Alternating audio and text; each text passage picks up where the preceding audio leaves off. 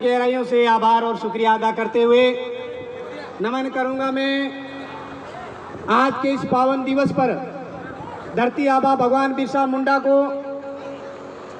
और साथ ही उन तमाम आदिवासी शहीदों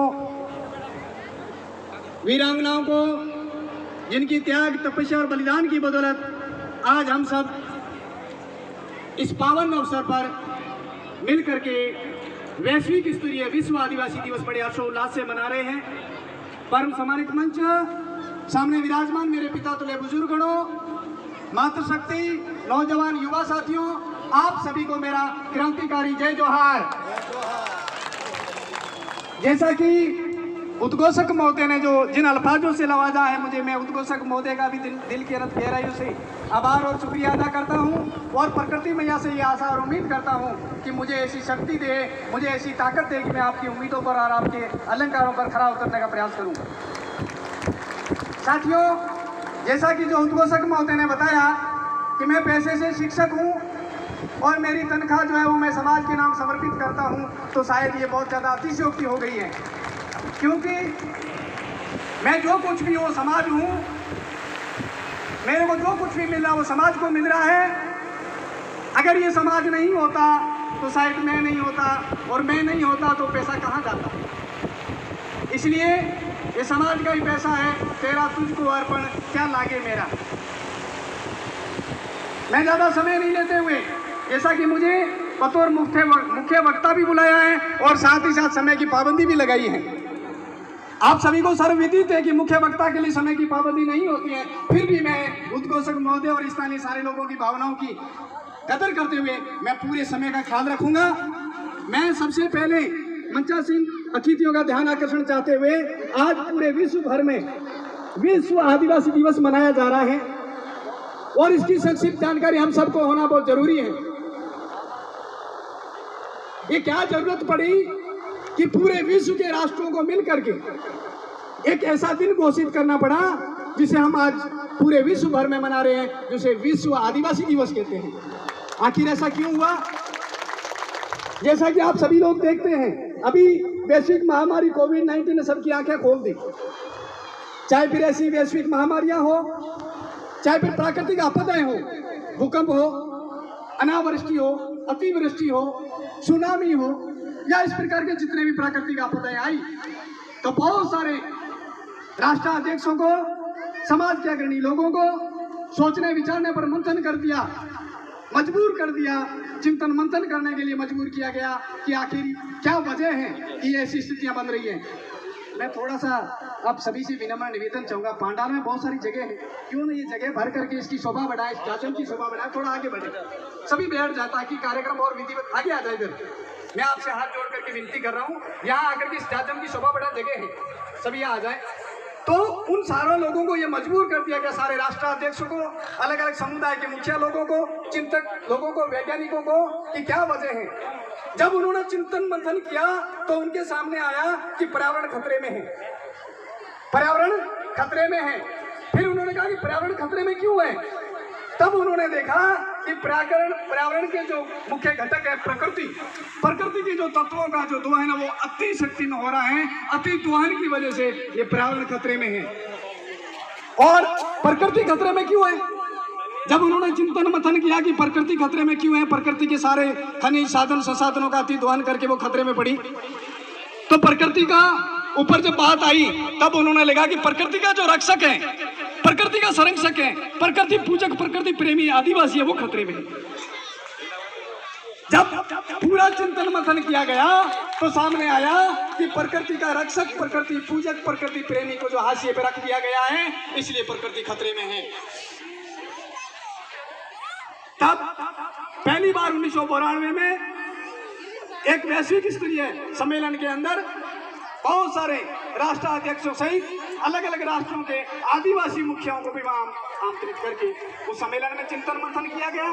तो पता चला कि इस धरती का, यानी पूरे विश्व का जो आदिवासी है, आदिवासी का मतलब होता है मनुष्य के रूप में सबसे पहला संतान जो रहता है किसी भी भूभाग में, वो उस क्षेत्र का जो मानव रूप में पहला प्राणी है वो आदिवासी है। फिर क्या वजह हुई कि उस धरती में सबसे पहला मनुष्य होने के बावजूद भी आज वो विकास की मुख्यधारा से कोसों दूर है, उसके हक और अधिकार असुरक्षित है, उसकी प्रकृति पूजक, प्रकृति रक्षक, उनकी संस्कृति, सभ्यता, रूढ़िगत परंपरा खतरे में है।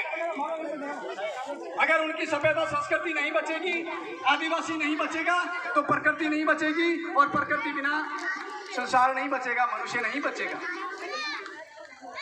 तब आदिवासियों के संरक्षण हेतु, आदिवासी की सभ्यता और संस्कृति और रूढ़िगत परंपराओं के संरक्षण हेतु पूरे राष्ट्राध्यक्षों ने मिलकर के 1993 में एक और वैश्विक सम्मेलन में एक प्रस्ताव पारित किया गया और सारे राष्ट्राध्यक्षों को, सारे राष्ट्र के मुखियाओं को एक संदेश दिया गया कि अपने अपने देशों में जहाँ जहाँ भी आदिवासी रह रहे हैं उनके हक और अधिकारों को संरक्षित और सुरक्षित किया जाए, उनकी सभ्यता और संस्कृति को संरक्षित और सुरक्षित किया जाए और उनके अस्तित्व को बचा करके विकास की मुख्य धारा में जोड़ा जाए। और उसी संदर्भ में 9 अगस्त 1993 को जो जेनेवा में सम्मेलन हुआ उसमें ये प्रस्ताव पारित हुआ और उसके बाद 9 अगस्त 1994 से तमाम राष्ट्रों ने पहली बार विश्व आदिवासी दिवस मनाना शुरू किया और उसी कड़ी में आज 27वां आदिवासी दिवस हम यहाँ मना रहे हैं। ये जो आदिवासी दिवस मनाया जा रहा है इसका मुख्य उद्देश्य क्या है, हम लोगों को समझना होगा। ये जो बूढ़िया मात्र बैठे हैं, युवा साथी बैठे हैं, मातृशक्ति बैठी है, हम सबको ये समझना होगा कि हम प्रकृति पूजक हैं, हमारा पूरा जीवन प्रकृति को समर्पित रहता है, हम प्रकृति के आगोश में पलते पलते हैं और प्रकृति के साथ ही उठते बैठते हैं और हमारे डीएनए में रहा है कि हम जरूरत से ज़्यादा संग्रहण नहीं करते। ये आदिवासियों की जीवन शैली है कि वो जरूरत से ज़्यादा संग्रहण नहीं करता। लेकिन आज क्या हो गया है, विकास की अंधी दौड़ में आप लोगों ने देखा होगा, हर आदमी चाहता है कि मेरे घर पे गाड़ी घोड़ा हो, आलीशान बंगला हो, पैसे हो, सब कुछ हो, पड़ोसी भले भूख मर रहा हो। और इस अति संग्रहण की प्रवृत्ति ने पूरे विश्व को खतरे में डाल दिया। जिसको भी मौका मिला उसने ले लेकर के संग्रहित करने की कोशिश की, इकट्ठा करने की कोशिश की और बाकी लोग जो हाशिए पे है तो रही। और ये हम प्रत्यक्ष रूप से देख सकते हैं। आप लोगों ने अपने गांवों में, घरों में और शहरों में और आसपास के क्षेत्रों में देखा होगा, अमीर दिन ब दिन अमीर होता जा रहा है और गरीब दिन ब दिन गरीब होता जा रहा है। इस खाई को मिटाने के लिए ही ये विश्व आदिवासी दिवस मनाया जा रहा है और यहाँ से संदेश दिया जाए कि आओ हम आदिवासियों की जीवन शैली अपनाएं। आदिवासियों के ऊपर अगर रिसर्च करोगे तो आप लोगों को ये मिलेगा कि आदिवासी अपनी जरूरत से ज्यादा संग्रहित नहीं करता और जिसको जो मिलता है तो वह सबसे पहले अपने अड़ोसी पड़ोसी को बांट करके, सब में बराबर बांट करके हमेशा जीवन जीता है। पूरे विश्व को यह संदेश दिया गया कि आओ आदिवासियों की तरह जिए, जरूरत से ज्यादा संग्रहण नहीं करें और सतत विकास की ओर ध्यान दें। सतत विकास क्या होता है? प्राकृतिक साधन संसाधनों का उतना ही उपयोग किया जाए जितनी जरूरत हो, इस प्रकार का विकास किया जाए। हम सस्टेनेबल डेवलपमेंट की बातें करते हैं, यूएनओ द्वारा जो इस प्रकार का जो इस साल का जो विश्व आदिवासी दिवस मनाया जा रहा है, इसकी थीम रखी है सस्टेनेबल डेवलपमेंट, सतत विकास। हमारे बीच में हमारे आदरणीय जिला अध्यक्ष महोदय, जिला विकास करना है और विकास की अति दौड़ में प्रकृति का अति दोहन नहीं करना है, इसलिए ये दिवस जो है घोषित किया गया था और उसी कड़ी में हम 27वां जिला स्तरीय आदिवासी विश्व आदिवासी दिवस इस कीटनोद की धरा पर मना रहे हैं। मैं सारे कीटनोद वासियों को इस बात के लिए बधाई दूंगा कि आपने इस बड़ी जिम्मेदारी को लिया और साथ ही साथ आदमकद स्टेचू जो भगवान बिरसा मुंडा की स्थापित की गई है, इस पर जो है विशेषकर मैं आदरणीय विधायक महोदय सहित सरपंच महोदय और जनप्रतिनिधियों का दिल की अनंत गहराई से आभार और शुक्रिया अदा करूंगा कि एक वैश्विक हस्ती को, पूरे भारतवर्ष की उस हस्ती को जिन्होंने जाति धर्म समुदाय से ऊपर उठकर पूरे राष्ट्र के लिए, जल जंगल जमीन के लिए अपने प्राणों की आहुति दे दी, ऐसी शख्सियत की स्टेच्यू का अनावरण करने का सौभाग्य आप सभी को मिला और आपने ये सभी जो अपने कर कमलों से किया है, इसके लिए आप सभी का आभार और शुक्रिया।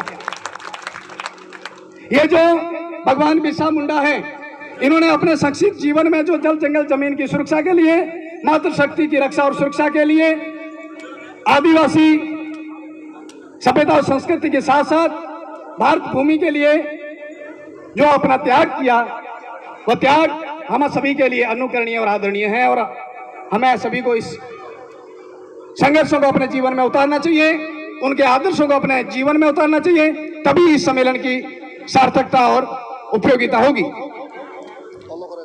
आओ हम सब मिल करके आज के इस पावन दिवस पर यह प्रण लें कि हम प्रकृति के अनुकूल जीवन जिएंगे, जरूरत से ज्यादा संग्रहण नहीं करेंगे अपने आस पड़ोस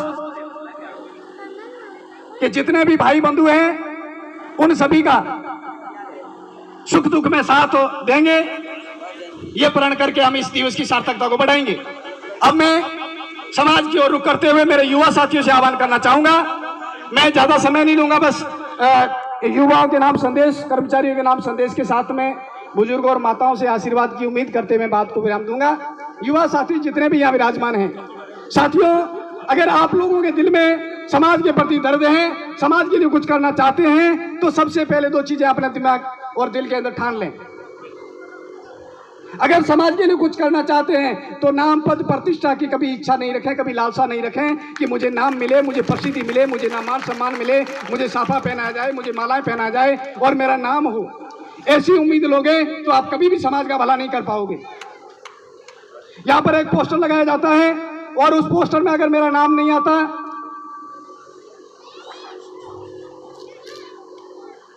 पोस्टर में मेरा फोटो नहीं लगता, तो मैं वहां रूट करके बैठ जाता हूं कि ये पोस्टर किसने बनाया, तो देवाराम जी ने बनाया, चलो उनको करने दो, मेरा तो नाम ही नहीं लिखा। मैं जिला अध्यक्ष था, मैं ब्लॉक अध्यक्ष था, मेरा फोटो ही नहीं लगाया। क्या मुझे इस काबिल नहीं समझा? मैं समाज में नहीं जाऊंगा, उनको करने तो कैसे करते हैं, समाज का भला कतई नहीं होगा।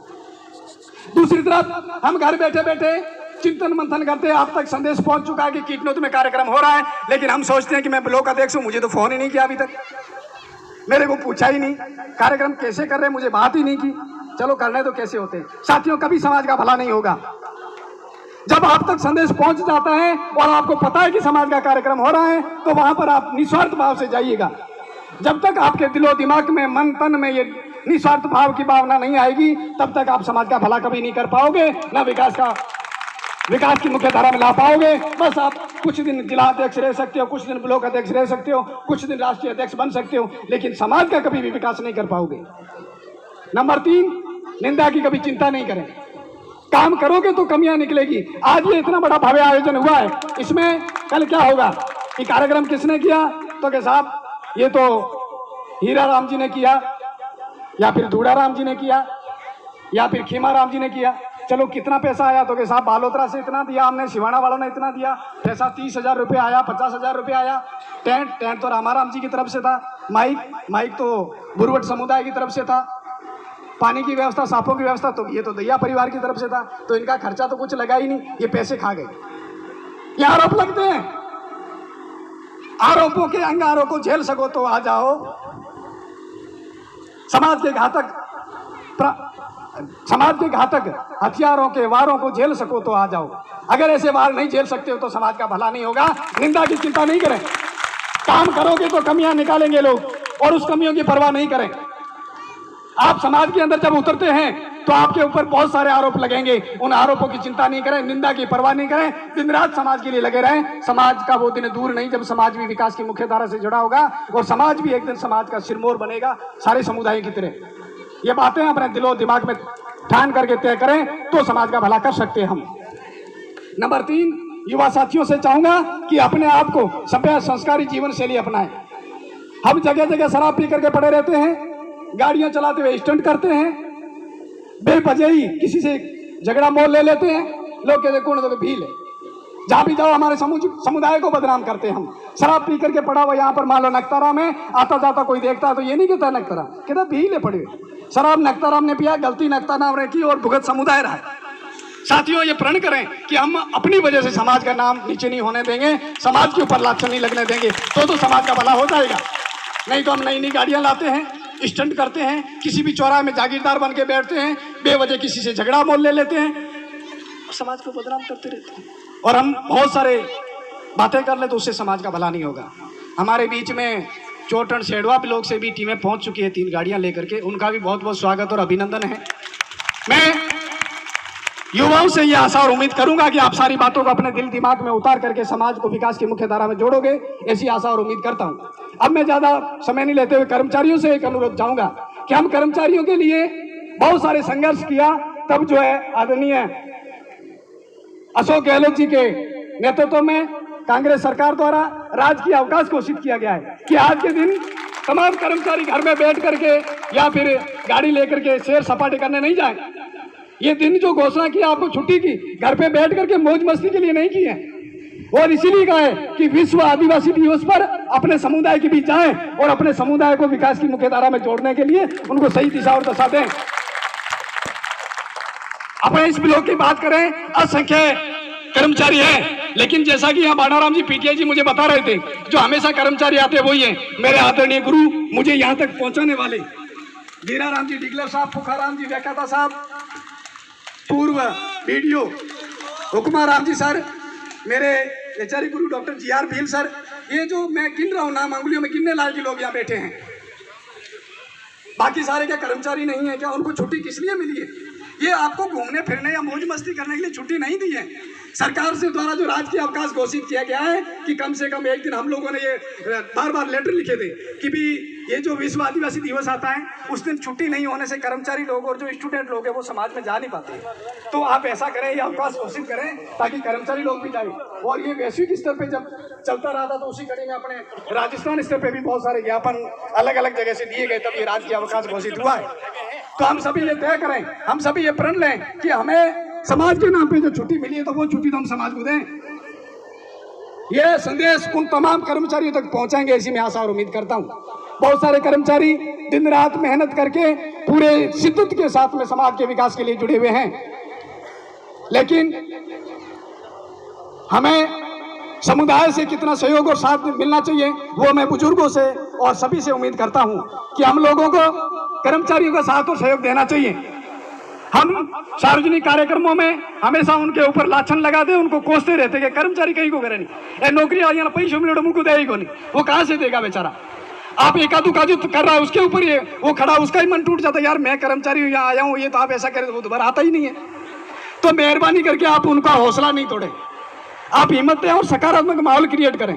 और साथ ही जैसा कि अभी उद्घोषक महोदय ने पहले ही आपसे कहा था कि आपका आशीर्वाद बना रहेगा, तभी हम विकास की मुख्य धारा में आगे बढ़ पाएंगे, समाज के लिए कुछ कर पाएंगे।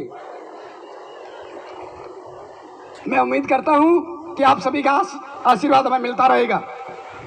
मातृशक्ति से मैं चाहूंगा कि आपको ज्यादा कुछ नहीं करना है। हमारे घर के अंदर ये जो आने वाली पीढ़ी तैयार होती है वह क्या बनेगी, कलेक्टर बनेगी या चोर बनेगी? वो सही सभ्य संस्कारी बनेगा या असभ्य बन करके आवारा फिरेगा? ये सारे संस्कार हमारे घर में छोटे बच्चे के अंदर ही पड़ जाते हैं। हम हमारे घर के अंदर का माहौल सभ्य और संस्कारी किस प्रकार बना सकते हैं? जहां भी बैठे वह सभ्य और संस्कारी बातें करें।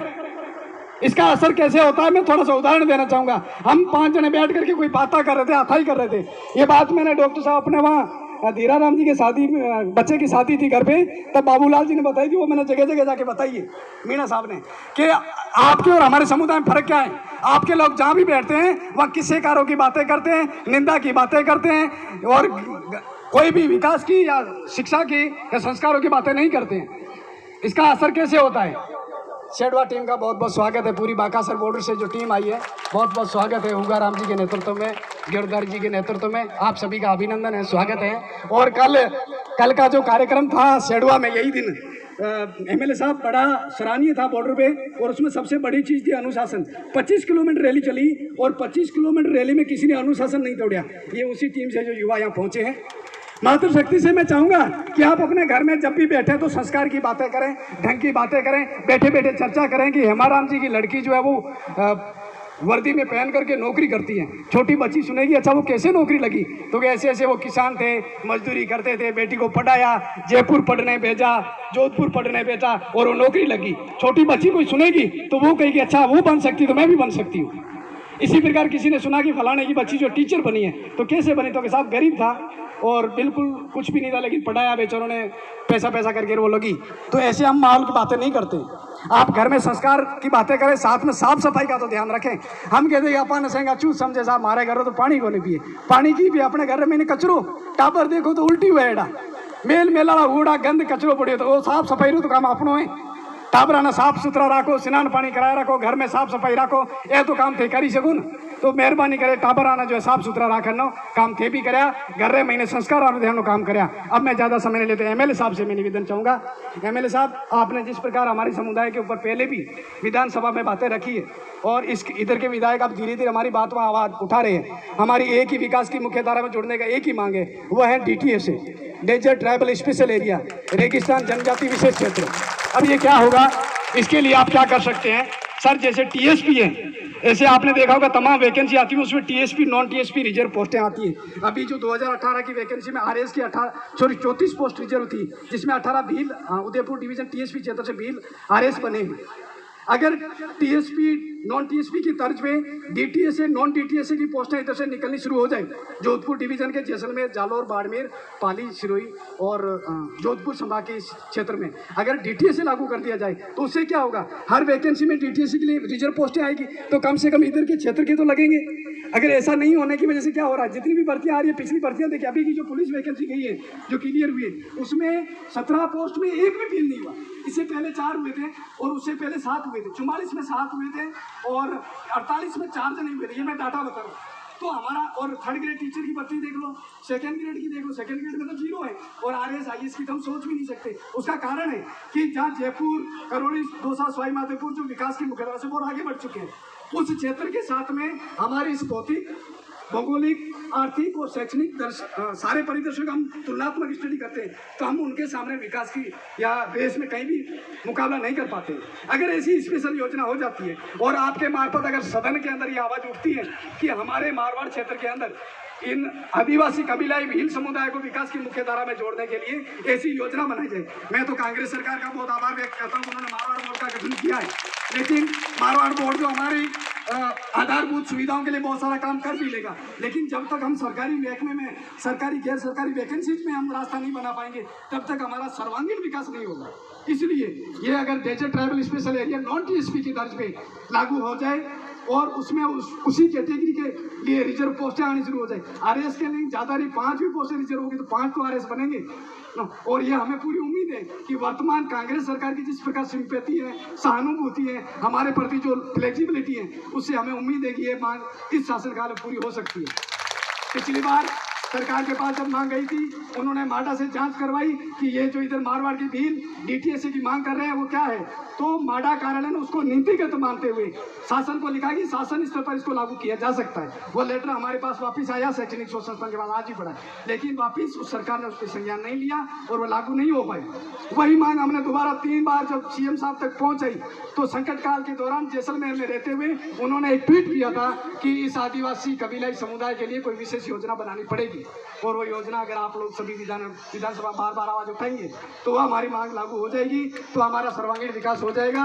और मुझे पूरा भरोसा है, मैं पूरा आश्वस्त हूँ कि अगली विधानसभा सत्र में आप हमारी आवाज उठाएंगे, जिस प्रकार हमेशा उठाते रहे हैं। इसी आशा और उम्मीद के साथ मैं समय अभाव की वजह से ज़्यादा समय नहीं लेते हुए आप सभी का हार्दिक आभार और शुक्रिया अदा करते हुए मैं साथ में बुजुर्गों से चाहूँगा कि हम सभी यही चाहते हैं, हर माँ बाप चाहता है कि मेरा औलाद कामयाब बने, मेरा बेटा आगे बढ़े और अपने औलाद की उन्नति देख करके वो बहुत खुश होते हैं, यह सभी को पता है। लेकिन समाज की दृष्टि से देखते हैं तो मैं अभी जो वर्तमान हालात देख रहा हूँ कि जब आपकी जो औलाद आगे बढ़ रही है तो हम दुखी हो रहे हैं, हम परेशान हो रहे हैं। परेशान किस लिए हो रहे हैं कि ये काल झोरा पैंट पेरोड़ा काल पटियाली का अपन पूछे ही कौन था। आप उनको देखें, उनके कार्यशैली को देखें, अगर वो गलत कर रहे हैं तो उनका बुला करके बैठा है और कहें कि बेटा एक काम गलत है, ये नहीं करना, समझाओ ना, प्रेम से पास में बिठा करके बिठाओ ना, समझाओ ना। ये कौन समझाएगा, आप ही समझाओगे। लेकिन अगर आपका बेटा आगे बढ़ रहा है, आपके समुदाय का नाम रोशन कर रहा है, तब तो कम से कम मत जलो, तब तो परेशान मत हो, तब तो दुखी मत हो। क्योंकि हर माँ बाप यही चाहती है कि मेरा औलाद आगे बढ़े और हर समाज का व्यक्ति यही चाहता है कि मेरा समाज आगे बढ़े, मेरे समाज की औलाद आगे बढ़े। और समाज के मुखिया लोग यही चाहना चाहिए कि उस समाज का जो औलाद है वो दिन रात आगे बढ़े। और समाज के मुखिया अगर दुखी होंगे तो फिर समाज कैसे आगे बढ़ेगा। आओ हम ऐसी परिपाटी का निर्माण करें, हम ऐसे माहौल बनाएं, हम ऐसा वातावरण निर्माण करें जिससे समाज जो है हमेशा सभी के बीच में प्रेम और स्वार्थ बना रहे, बाप और बेटे का स्वार्थ बना रहे, युवा और बुजुर्गों का स्वार्थ बना रहे, एक दूसरे का साथ और सहयोग दें, प्रेम और भाईचारे के साथ में मिल करके हम काम करें। ये बात मैं इसलिए कह रहा हूं कि हम लोग आज जो ये विश्व आदिवासी दिवस मना रहे हैं, यह 27 साल हो गए, लेकिन बाड़मेर में मनाते हुए सिर्फ 8-9 साल ही हुए हैं। और ये सिर्फ और सिर्फ युवाओं की जागरूकता की वजह से बाड़मेर में आया और राजस्थान में छाया। अब हम सभी को उन युवाओं की सोच के साथ साथ में उनका साथ और सहयोग देना चाहिए, ऐसी मैं आशा और उम्मीद करता हूं। मैं ज्यादा समय नहीं लूंगा। आप सभी ने इतने वाह विभोर तरीके से जो अनुशासन से मुझे सुना है, मैं दिल की अनंत गहराइयों से आपका शुक्रिया अदा करता हूं और आशा और उम्मीद करता हूं कि भविष्य में इसी प्रकार के आयोजन बढ़ चढ़ करके होते रहें। और अंत में मैं ये संदेश देना चाहूंगा कि पहले जिस प्रकार तय हुआ है उस परिपाटी को हम आगे बढ़ाएं कि जिला स्तरीय कार्यक्रम है वो सिर्फ 9 अगस्त को एक दिन ही एक जगह ही हो, जगह जगह 9 अगस्त के दिन कार्यक्रम नहीं हो। और उसके लिए पूर्व में कि हमने यहाँ कार्य योजना बनाई थी और उसके अंदर कुछ लोगों ने व्यवधान डाला, इसलिए वो इम्प्लीमेंट नहीं हुई। हमने ये कहा 1 अगस्त से शुरू करें, अलग अलग ब्लॉकों में। 1 अगस्त को सिवाड़ा, 2 अगस्त को कल्याणपुर, 4 अगस्त को शिव, 5 अगस्त को समतड़ी, इस प्रकार मनाएं। और वहाँ ये कहें कि ये ब्लॉक स्तरीय है, जिले का कार्यक्रम वहाँ होगा, सभी वहाँ आए, वहाँ संदेश दें। ऐसे अगर 8 तारीख तक हम अलग अलग ब्लॉकों में मनाएं और 9 तारीख को चाहे जिला मुख्यालय पे रखो या अलग ब्लॉक पे रखो, सारे जिले के लोग वहीं हो, अलग अलग जगह पर नहीं हो। ऐसी मैं आशा और उम्मीद करता हूँ आप सभी मिल करके इसका समर्थन और साथ और सहयोग दोगे तो हमारा विकास होगा। वरना क्या होगा, यहाँ आने वाले लोग भी कुछ यहाँ नहीं आ पाए, वजह कि उनके ब्लॉक में भी हो रहा है और सिर्फ 2 जगह ही हो रहा है। तो हमें ऐसा माहौल नहीं बनाना है, ये मैं उम्मीद करता हूँ। और मेरी कोई भी बात अगर आपको या किसी भी व्यक्ति को अगर दिल पे ठेस पहुँचने जैसी लगी हो तो मैं आपके बच्चा होने के नाते, बुजुर्गों का बच्चा, युवाओं का नौजवान साथी होते हुए मैं माफ़ी मांगते हुए चाहूँगा कि मेरे शब्द जो अगर आपको चोट गए हो तो वो शब्द मुझे वापस लौटाएं, उनको यहीं छोड़ के जाएं और समाज के अंदर जब भी जाए वहाँ सकारात्मक माहौल की अच्छी बातें करेंगे, समाज का सर्वांगीण विकास करेंगे। ऐसी आशा और उम्मीद के साथ पुनः आपका लाख लाख जोहार, जय जोहार। मैं अंत में 1-2 श्लोक बोलना चाहूँगा। जैसा कि यहाँ सारे लोग विराजमान हैं, हम सभी जो जय जोहार बोलते हैं, सर ये जय जोहार जो है अनादि काल से जो है बनी हुई वो परंपरा है कि पालनहार प्रकृति तेरी जय हो, पालनहार प्रकृति के तमाम तत्वों की जय हो, उसे जय जोहार कहते हैं। और ये जय जोहार सदियों से जो चलता आ रहा है, मैं आपके सामने अंत में जय जोहार का नारे के साथ में बोलूँगा, आप सभी मिल करके कहोगे, मंचासीन अतिथि सही सारे लोग मिल करके कहोगे। मैं कहूँगा जय जोहार का नारा, आप कहोगे भारत देश हमारा है। जय जोहार का नारा है, भारत देश हमारा है। जय जोहार का नारा है, भारत देश हमारा है। आदिवासी एकता जिंदाबाद, जिंदाबाद जिंदाबाद, आदिवासी एकता जिंदाबाद, जिंदाबाद जिंदाबाद। जोहार, धन्यवाद।